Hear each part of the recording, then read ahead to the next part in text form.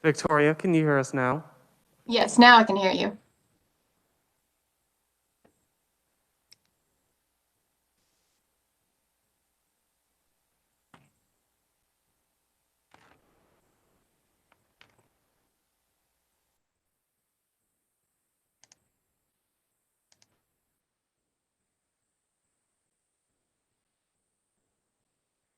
Can you guys hear me?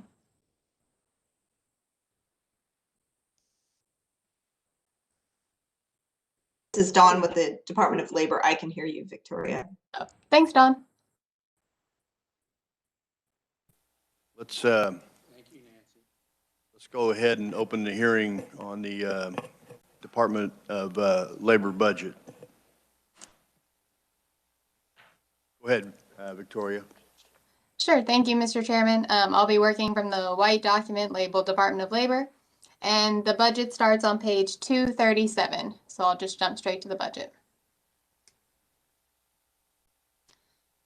On page 237, I'm looking at the last paragraph on that page. It starts, the agency estimates revised 2021 operating expenditures of $714.6 million, including $1.4 million state general fund. This is an increase of $511.6 million. Victoria. Oh, Victoria, yes. may I interrupt you? Sure, of course. We have the report that actually starts with page 1. Are you able to identify for us where that report might be in the way of the master book? Because these all go from 1 to 29. Sure. So your version just doesn't have updated page numbers. I'm sorry about that. So it should be page 8. I could just adjust my page numbers. Page 8 should have fiscal year 2021 current year on it.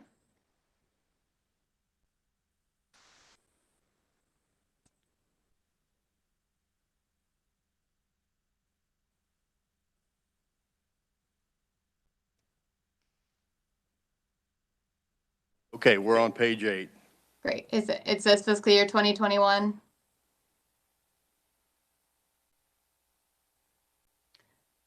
On that page, the last paragraph on that page, it starts, the agency estimates revised 2021 operating expenditures of $714.6 million, including $1.4 million state general fund. This is an increase of $511.6 million, all from special revenue funds above the 2021 approved amount. The 2021 revised estimate includes 506 FTE positions, which is an increase of 119.7 positions above the 2021 approved number. And that's due to additional staffing in response to COVID-19. And to look at that $511.6 million increase, we'll turn to the next page. On that next page, the majority of the increase is found under other assistance, which is that last bullet on the page. And other assistance is increased benefits payments from the UI Trust Fund. You'll also see a little bit of an increase under the salaries and wages bullet at the top of the page. And that's due to that increased staffing that I mentioned. Under contractual services and capital outlay, I just wanted to point out you'll see a decrease, but that's because in the agency's revised estimate, it does not include the $30 million allocated by the Spark Committee. Those funds were allocated after the agency turned in its budget, so it's not included in the revised estimate. But you'll notice still on that same page at the bottom, the governor recommends 2021 total expenditures of $746.2 million, which is an increase of $30 million because the governor did include that $30 million from the Spark Committee. And the majority of that was used for staffing, both on the front lines call center and in the IT. Turning to the next page, you'll see 2021 supplementals. The agency requested 3 supplementals for 2021. They totaled $3.8 million, all from special revenue funds. The first is $460,000 for capital improvements projects. And we'll talk about capital improvements after we do fiscal year 2022. The second enhancement is $2.5 million, all from special revenue funds, to provide matching funds for the Federal Lost Wages Assistance Program Administrative Grant. And the committee's probably familiar, but the Lost Wages Assistance was the extra $300 provided by a grant from FEMA after the initial $600 per week ran out in July. And that third supplemental, $823,000, all from federal funds, and 16.3 FTE positions to provide additional staffing in the unemployment insurance program. And the governor did recommend all 3 of the agency's supplemental requests. And Mr. Chairman, I can pause for questions on fiscal year 2021. Any questions on 2021? Senator Hawk? Thank you, Mr. Chairman. Victoria, on that $2.5 million, all from special revenue funds, where that lost wages assistance, where did that special revenue fund come from? That's not state general fund. Correct. So it's coming from a fund that's called the Special Employment Security Fund. It's a fee fund, and it's funded by late fees on employer contributions to.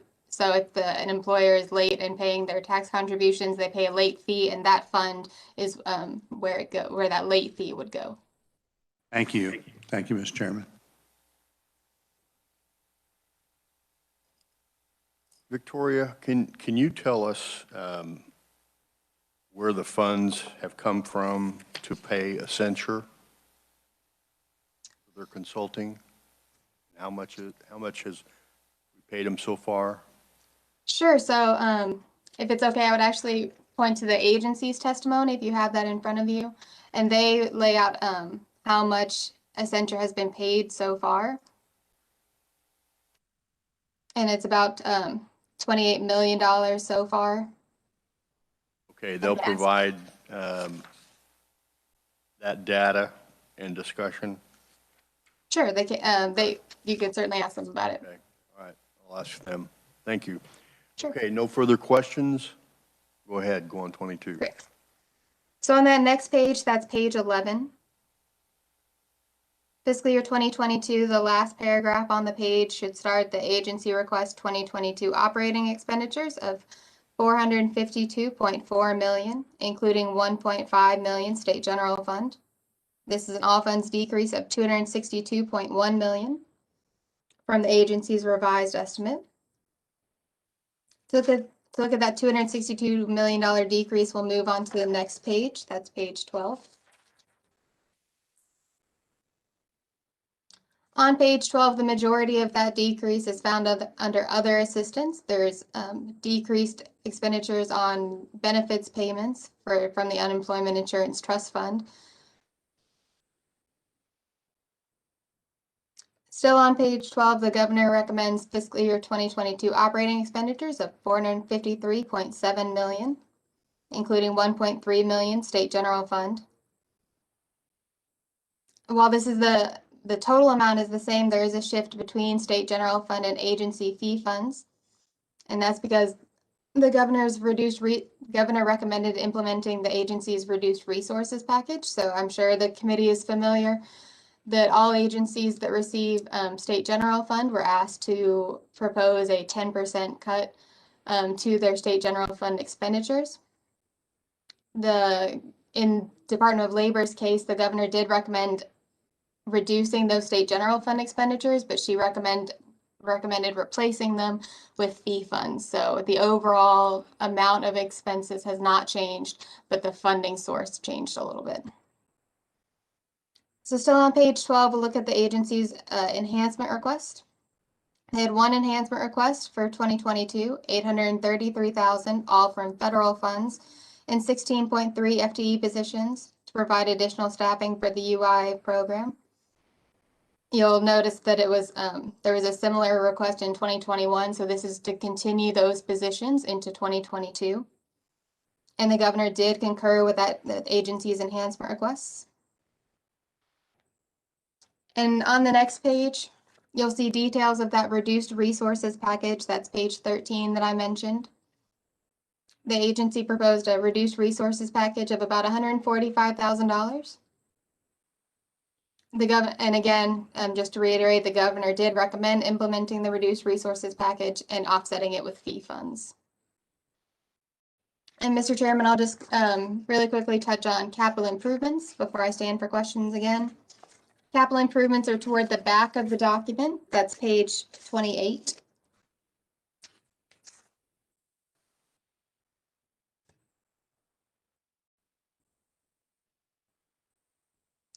On page 28, you should see a breakout of the agency's capital improvements request. So underneath the box, the agency estimates revised capital improvement expenditures of $1.6 million, all from special revenue funds.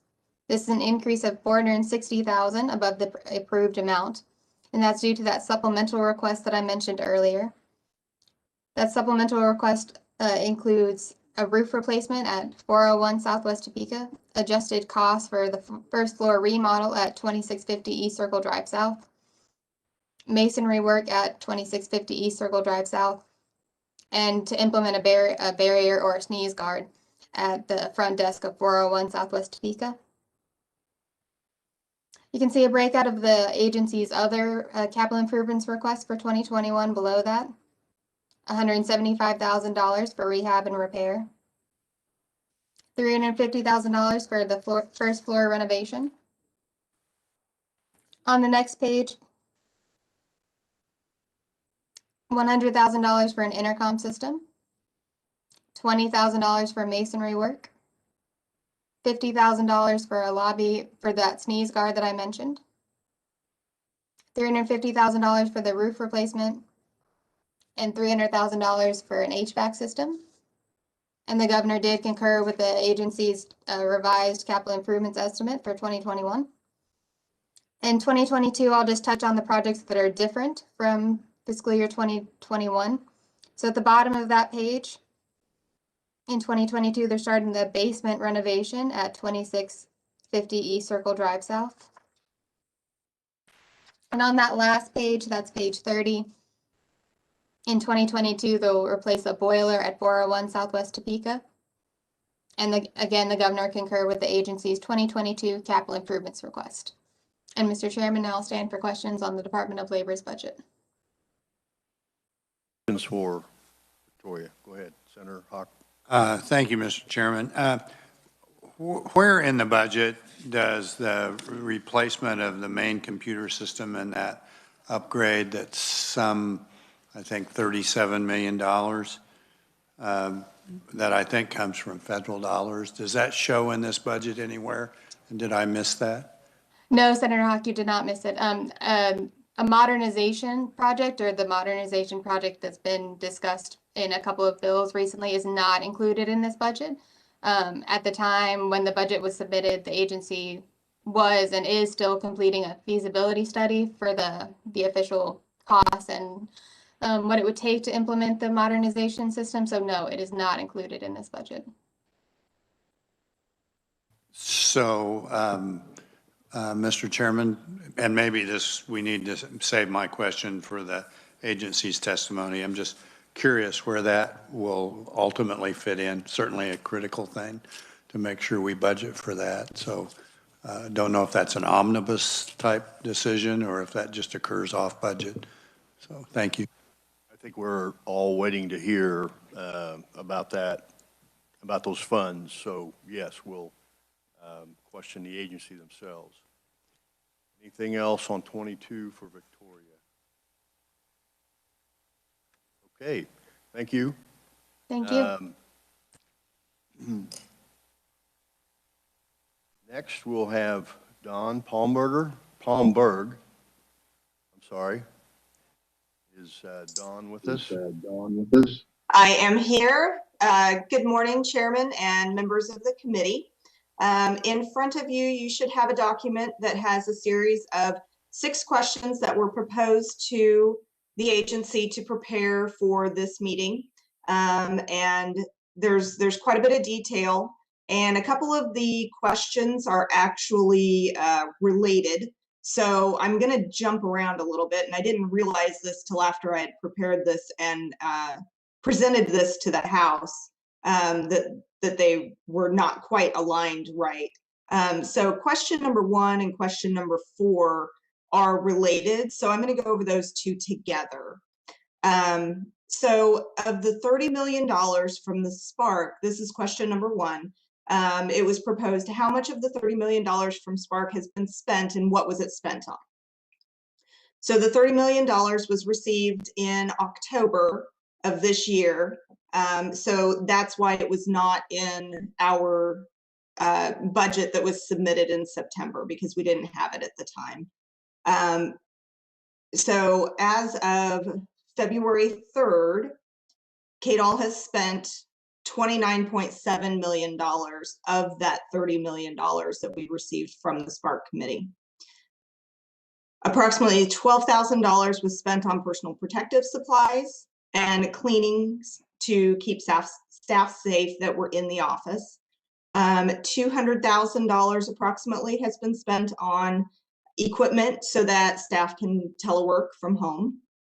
And the remainder has been spent on contracted staffing for both the call center as well as the IT department to help implement and run all of these new unemployment programs that were pushed out by the federal government.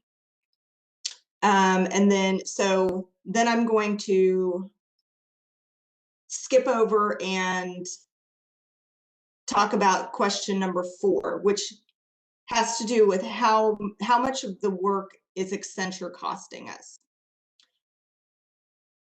So as of February 1st, we had paid Accenture $27.9 million. That $27.9 million all came from the Spark funds. The outstanding estimated expenses through March 31st, which is, as of right now, that is the end of the Accenture contract, is $5.9 million.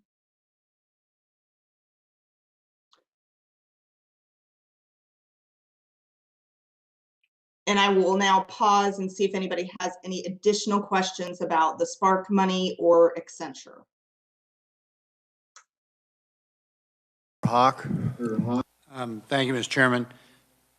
Is that March 31st, 5.9 million in addition to the 27.9 million?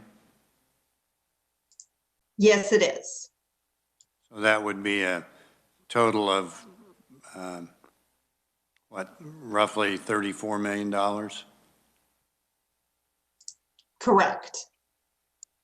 35, 34. Thank you. Thank you. Ms. Palmberg, can you tell us how much went to IT and how much went to labor? I want to know the amount of cost that IT services cost us, and then I want to break it out and know what kind of labor costs we've had.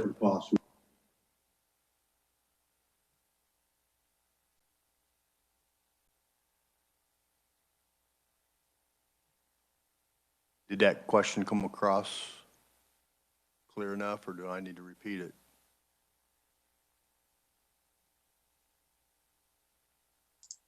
I believe I understand the question. You want to know how much we have contracted out for IT services versus, say, call center services. Is that correct? That's correct. Okay. And I will let you know that the IT services that we have contracted out for are not only intertwined in the Accenture costs, but we also have contracted staff. So I can get that for you. But I do not have the answer right this minute. How many Accenture staff are located in Kansas, and how many Accenture staff are located throughout the United States?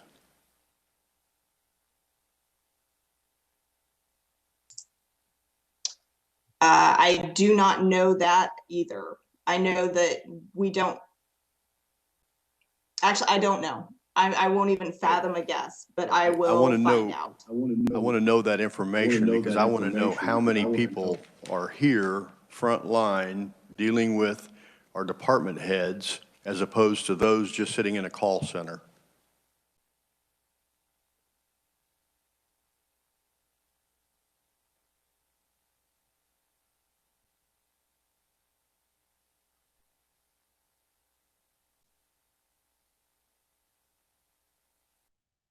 Okay, I will get you an answer for that as well.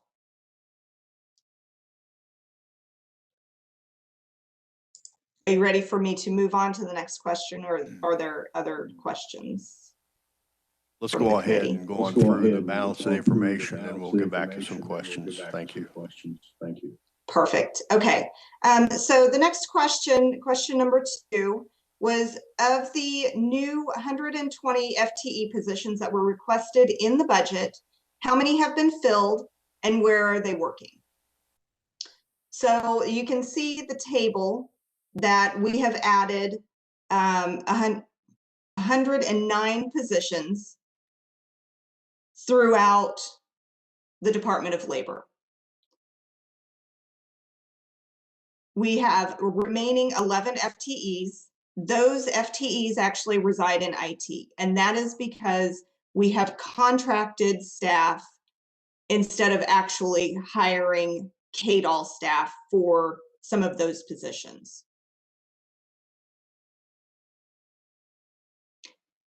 If I could stop you there, what I want to do again is get an idea of the number of personnel that we are contracting with and what that labor cost is. I want to take a look at what we're spending on the labor cost portion of this, and again, the technology portion of this. So go ahead, continue. Any other questions from you gentlemen? Okay, go ahead.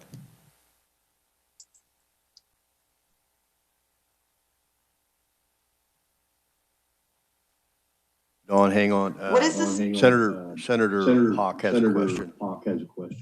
Sure. On your chart, the UI contract call center, 60 employees, says on-site, and then it has training remote. So I'm trying to figure out, are those employees,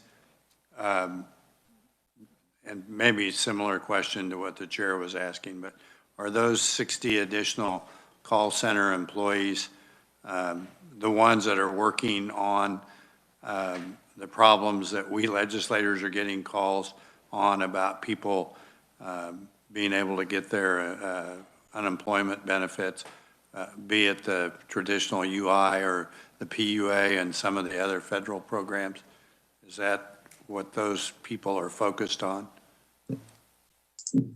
Yes, that is exactly what those people are focused on. And those people, when we hire them, they do train on site because there's a lot of information to navigate through during that training period. And then they are then sent to work from their homes. All of those people are in or around the Topeka area. And just for clarification, and this may be more detailed than the budget needs, but since we have so many different programs that the feds have put in, are all of those integrated into one device, or do they have to have multiple devices to be able to track down each of those programs? It is my understanding that they have different systems that they have to look at and get information from. So well, my modernization question, ultimately, when we get our system modernized, are all of those different systems going to integrate better so that they don't have to go to several different systems to determine if a person qualifies for benefits then?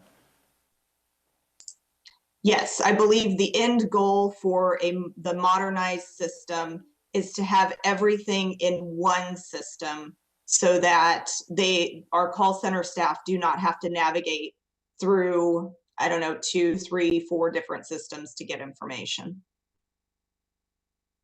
Thank you. And I guess my last question, and I'm, again, not sure it's a budget question. Is that an adequate number of people to deal with the kinds of problems we're facing right now? I can't speak to call volumes and call loads and wait times. But I can tell you that we not only have the staff that we have hired as FTE staff, and this pertains to question number 5, but there are also 357 call center staff that have been contracted with Accenture. And then we also, so there's 357 contracted staff just for the call center, as well as our 98 FTE staff that we have hired. Thank you for that. Thank you, Mr. Chairman. Senator Clay. Thank you, Mr. Chairman. I can tell you that it's not enough. I'm looking at all the constituents who have been in a queue for contact for over a month, some going back as many as 2 months. I've been requesting assistance through my office. Those individuals then get put in a queue. They do not receive contact from that queue. They potentially get put into a different one because they were put into the wrong department. They will wait. Gosh, I've got some of them in here that are more than 60 days still not receiving contact from the Department of Labor. Just chronic cases where the logins aren't working. They were able to file a claim, but they've never received payment. The automated response from the email address that's on the website says that they're not monitoring email. They call every day. They get automated responses saying the queue is full to call back or use the website. And then, of course, if you go to the website, they can't log in because they're being blocked from doing so. These individuals are at the point of contacting legislators, first of all. They're to the point of contacting the governor's office, who is also reportedly, in the emails I'm receiving, is ignoring them. If the Department of Labor isn't able to communicate with someone over the course of 60 days on a claim, the governor's office won't respond to them. And when I contact the Department of Labor, they're receiving no response from that, though I am told they'll get a call within 5 to 10 days. I would say that there's not enough staff, that there isn't enough. And actually, let me point out another problem, because I guess even if you did add staff, maybe that won't even solve the problem, because I've got a couple of them in here who did get through, were told that their problem was dealt with, that they would receive payment, and then they just didn't. So there was no resolution. They're just being told the problem's solved and nothing happens. So maybe that doesn't even fix the problem, adding staff. But I can tell you that the people are not getting responded to. I've got several of them in here, and I'd be happy to send them over to you, though I don't really expect that anyone's going to get a response at this point, and it's super disappointing. And I hate to beat up on you guys, because I understand this job isn't easy, and that there are tons of people who are calling in and they're angry at us, and they're angry at the governor, and they're angry at the department, and the system is failing them. So we've got to figure out how to solve that problem. And I think one of the things that we can do to solve that problem is be aware that the number of people that you have answering the phone is inadequate, even at this time. Thank you, Mr. Chairman. Thank you. Dawn, there has been a substantial, turnover of staff at the Department of Labor. I want to know. Yes, there has. Of the staff we have currently that we're employing directly, FTEs, I would like to know their tenure.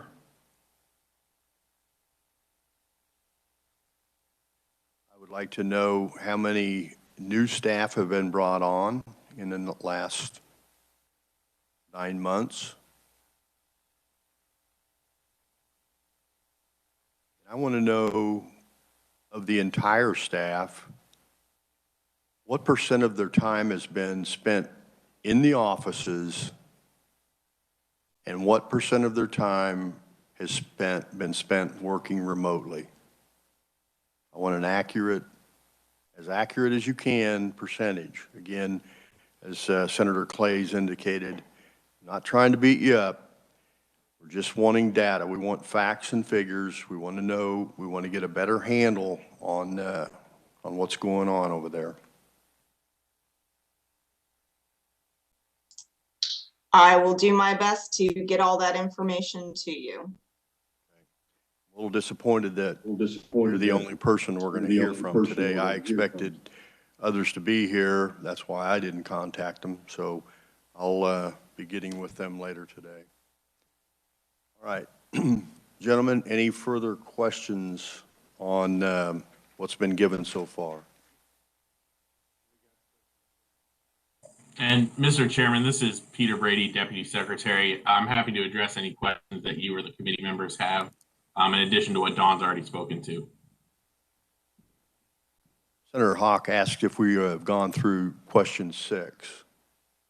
Could we go back to Ms. Palmberg and address that for him? Sure, I would be happy to. So there are actually 2 questions that are still outstanding that I have not gone over. I can jump to question number 6 right now.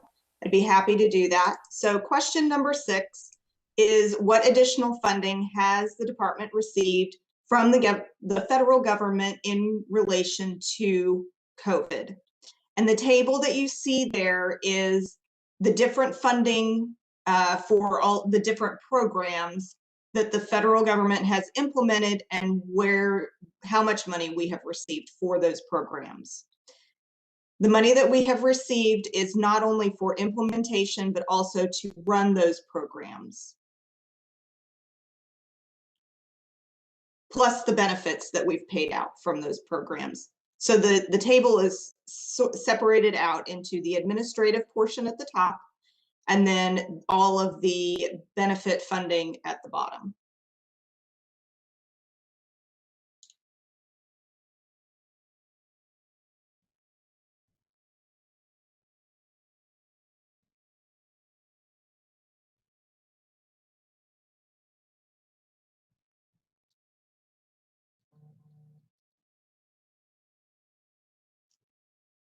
And if no one has questions, I will jump back up to question number 3,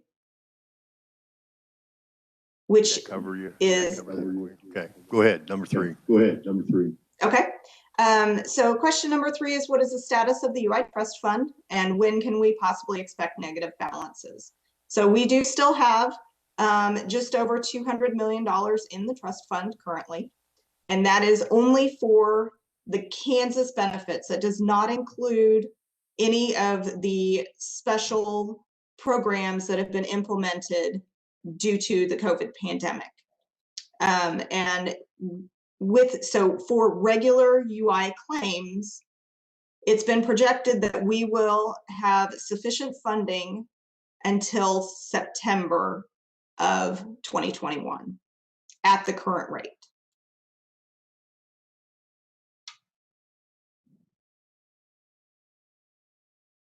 If I could ask you a question on your analysis here. Would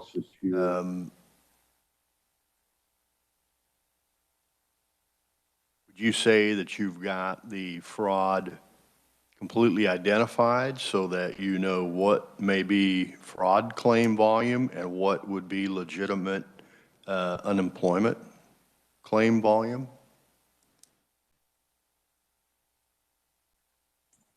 To make these projections?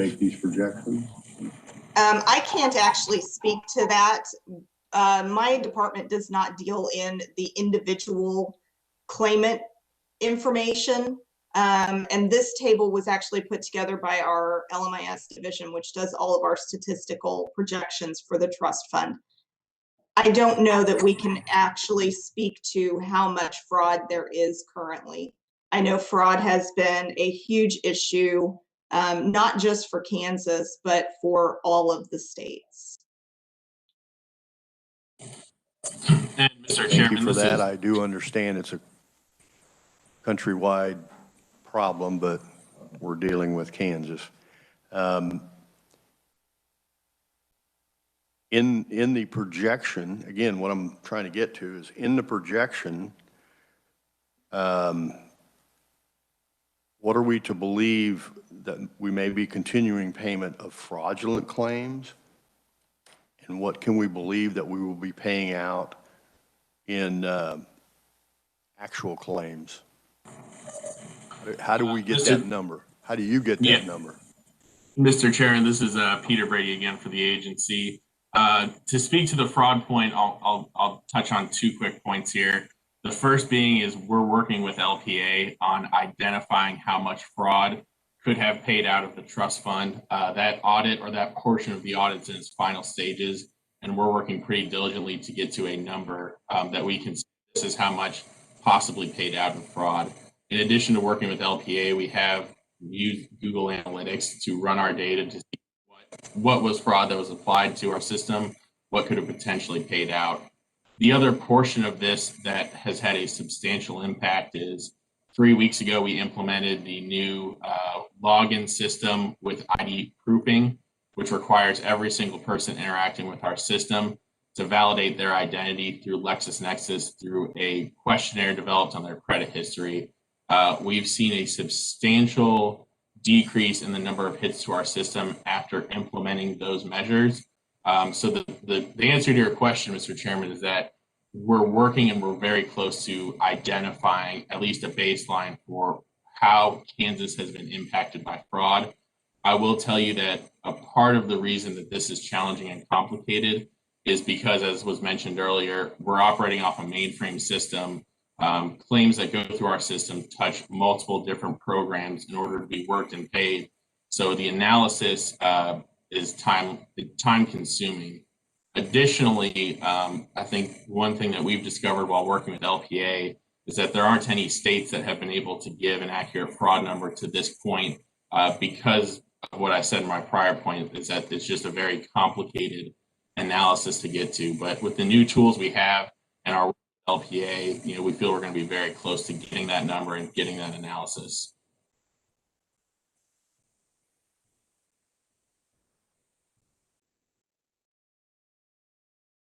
Any further questions, gentlemen? Senator Hawk? Thank you, Mr. Chairman. I'm back on question 3 and the answer. I'm just trying to read your table. I heard you say we think we have adequate funds to get through September, but I'm looking at your negative numbers coming out in May and June and August. So am I not reading your table correctly, or? Yeah, Senator, and you'll see, I think September might have misspoken, but it goes negative at different points depending on the payout per month seen at the top of that table. One other item to note here is that, as Don said, this is only regular unemployment, not the federal programs. So as Kansans exhaust regular unemployment, they move to PEUC, which is fully federally funded. That was just extended to 50 weeks. And then the current stimulus bill that's being worked in Congress would extend it to possibly 74 weeks. All of those extensions do not impact Kansas Trust Fund. Those benefits are paid out from the federal government. So there's reason to believe that as more claimants transition to those programs, the hit to the trust fund each month will decrease. And you made me think of another question I probably should know the answer to, but I don't. So Table 3 is RUI Trust Fund, but we have several other programs that you list in question 6. Do those federal dollars come in to our bank account, or are those benefits checks actually issued by the federal government for these others, the PUAs and the PEUCs, et cetera, FPUC, et cetera? And I'm actually going to Dawn, Senator, so she can speak to how that money flows down from the federal government to the state. So all of these new federal programs have been, the money is deposited into our trust fund in sub-accounts. So they are each identified very specifically in those sub-accounts. So when we receive the report in the morning of the claimants, it's in summary format, but the claimants that are going to be paid that day, we then have a process to go to the federal trust fund. We draw down the money to cover the payments that need to be paid that day, and it does run through our benefit account.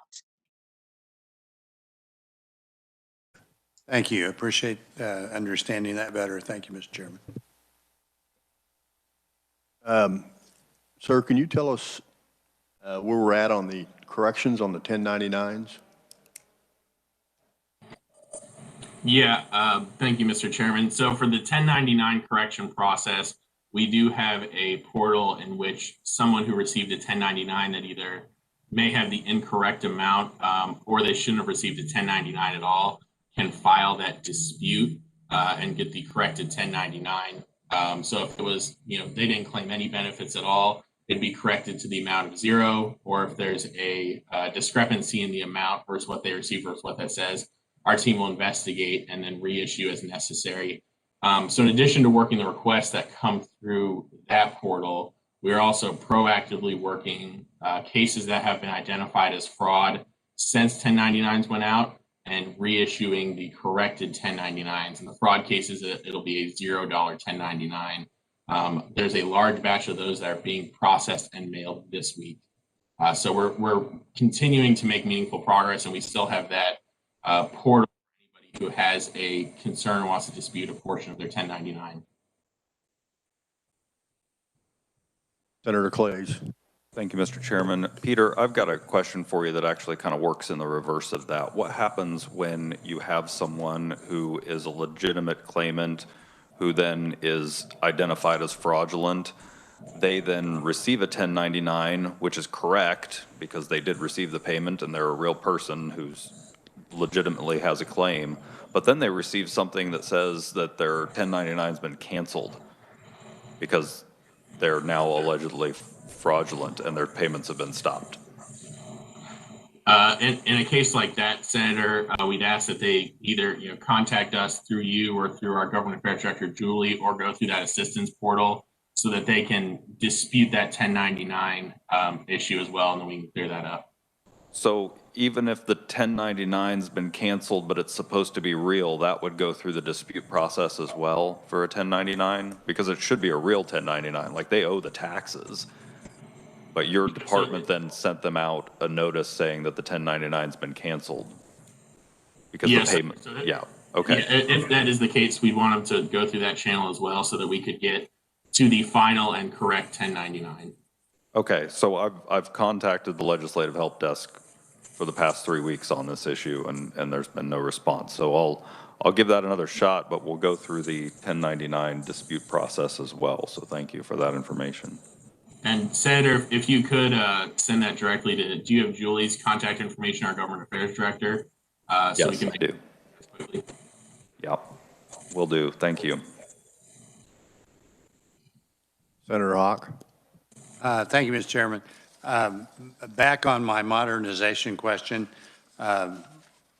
does that need to show in our budget sometime? And if so, where? And Senator, I'm going to defer to either Dawn or Victoria. I know that the funds that have been discussed are all federal funds that need to be allocated, but are currently available. But Dawn, can you speak to those modernization funds and or Victoria and how that needs to be reflected in budget documents for the legislature? Sure. So how our federal funds work is we actually have two different fiscal years that we operate off of. So we have the state fiscal year, which runs July 1st through June 30th. And then we have our federal year, which is what all of our grants run off of. And that money runs from October 1st through September 30th. So it is quite the balancing act to incorporate the identified funds from the federal government into the budget. So I make assumptions that we are going to receive based on prior history and anything that I know of that is coming. So the funds that have been identified. So at the time of budget, I did know some of the federal monies that were coming in. So that money has been included in the budget. However, the $37 million and the time frame for the modernization project was not identified as of the September 15th deadline when I have to turn in the annual budget. So some of those funds are included in the budget. Those would be in the federal portion. Some of those funds are from the Special Employment Security Fund, which is a fee fund. So they're kind of populated throughout the budget. But as we continue down the road, yes, those are incorporated into each year's budget. So if the project is going to take 3 years, you will only see 2 years worth of funding included in the budget. And then the other piece of that is that sometimes, just like with all of these pandemic monies, we don't know that they're coming. So when the federal government rolls out guidance and additional funding throughout the year, we then have the opportunity to apply for that, which we have.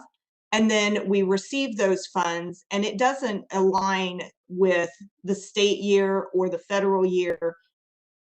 It's just rolled out. And that is where the no limit funding comes into play, so that we do have some flexibility when we do receive those additional grant funds to be able to use those and spend those. Because they, just like the state year and state appropriated funds, those federal funds also have expiration dates. Does that help? Oh, so it looks like as we approve budgets and go through Ways and Means, the no limit funding that the federal funds for modernization, we're not going to impede our progress in implementing that modernization program then.